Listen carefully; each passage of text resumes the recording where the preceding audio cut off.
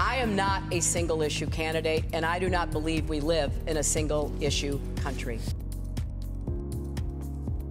So last night, Hillary Clinton painting Bernie Sanders as a single-issue candidate. Accused Bernie Sanders of being a one-issue candidate. Quote, I'm not a single-issue candidate, and I don't believe we live in a single-issue country. A clear shot at Sanders. And that is that we have today a campaign finance system which is corrupt, which is undermining American democracy, which allows Wall Street and billionaires to pour huge sums of money into the political process to elect the candidates of their choice.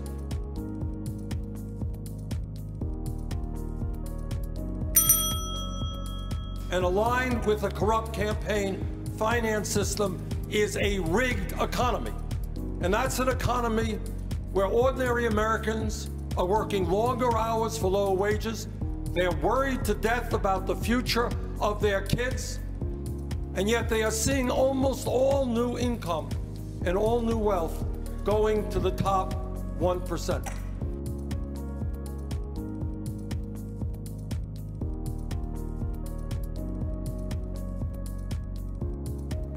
And then in addition to that, the American people are looking around and they see a broken criminal justice system. They see more people in jail in the United States of America than any other country on earth. 2.2 million. We're spending $80 billion a year locking up fellow Americans. They see kids getting arrested for marijuana, getting a prison, getting a criminal record,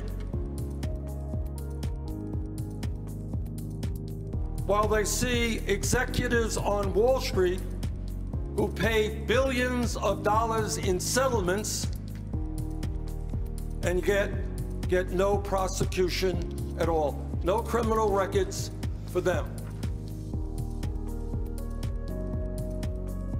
The American people are tired of establishment politics, tired of establishment economics.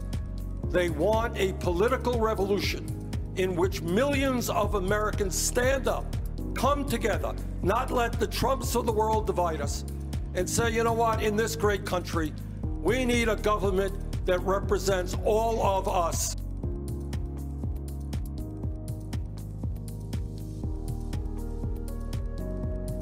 The United States, in fact, should join the rest of the industrialized world and guarantee health care to all people. Our Medicare for All single-payer proposal will save the average middle-class family $5,000 a year. I have fought my entire life to make sure that health care is a right for all people. We're not going to dismantle anything. The world has changed. This is 2016. In many ways, a college degree today is equivalent to what a high school degree was 50, 60 years ago. So yeah, I do believe that when we talk about public education in America today, in a rapidly changing world, we should have free tuition at public colleges and universities. That I have a lifetime, and I've been in Congress a few years, a lifetime 100% pro-choice voting record, which says we will end the absurdity of women today making 79 cents on the dollar compared to men. And we will join the rest of the industrialized world in saying that paid family and medical leave should be a right of all working families. Today, a male African-American baby born today stands a 1 in 4 chance of ending up in jail. That is beyond unspeakable. So what we have to do is do radical reform of a broken criminal justice system.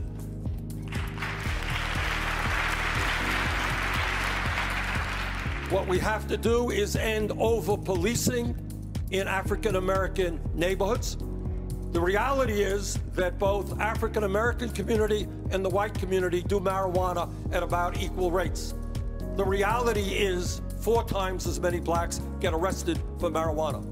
Truth is that far more blacks get stopped for traffic violations. The truth is that sentencing for blacks is higher than for whites. We need fundamental police reform.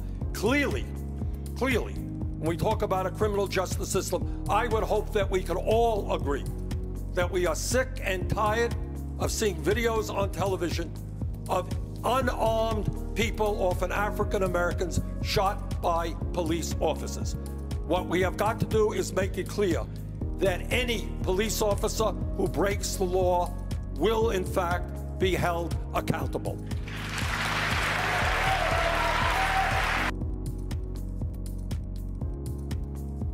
This mandatory sentencing, very bad idea, takes away discretion from judges. We have got to demilitarize local police departments so they do not look like occupying armies. We have got to make sure that local police departments look like the communities they serve in their diversity. And where we are failing abysmally is in the very high rate of recidivism we see. People are being released from jail without the education, without the job training, without the resources they need to get their lives together. And then they end up, we're shocked that they end up back in jail again. We've got 11 million undocumented people in this country. I've talked to some of the young kids who, with tears rolling down their cheeks, are scared to death that today they may, or their parents may, be deported. I believe that we have got to pass comprehensive immigration reform, something that I strongly supported. I believe that we have got to move toward a path toward citizenship. I agree with President Obama, who used executive orders to protect families because the Congress, the House, was unable or refused to act. And in fact, I would go further. What would motivate me and what would be the guiding light for me in terms of immigration reform, Judy, is to bring families together, not divide them up. And there are millions of seniors, and I've talked to them in my state of Vermont and all over this country, who are trying to get by on $11,000, $12,000, $13,000 a year Social Security. And you know what? You do the arithmetic, you can't get by on $11,000, $12,000, $13,000 a year. And here's an area where Secretary Clinton and I believe we have a difference. I have long supported the proposition that we should lift the cap on taxable income coming into the Social Security Trust Fund, starting at $250,000. And when we do that, we don't do what the Republicans want, which is to cut Social Security. We do what the American people want, to expand Social Security.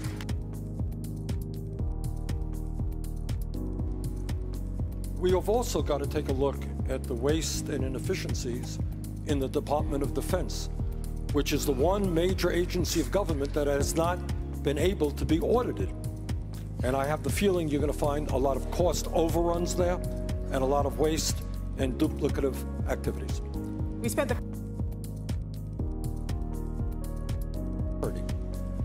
I voted against the war in Iraq because I listened very carefully to what President Bush and Vice President Cheney had to say, and I didn't believe them.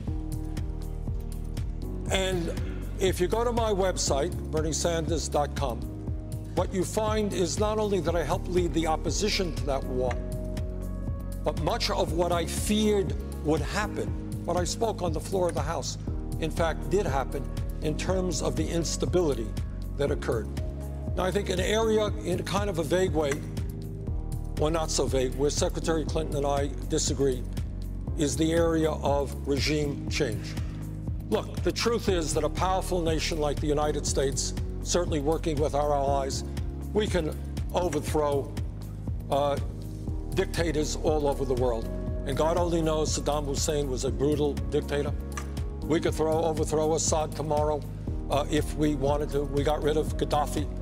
But the point about foreign policy is not just to know that you can overthrow a terrible dictator. It's to understand what happens the day after.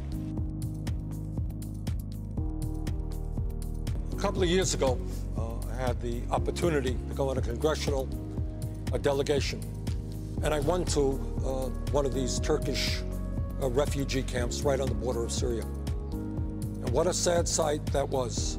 Men, women, children forced out of their homes. And Turkey, by the way, did a very decent thing, providing what was reasonable housing and conditions for those people.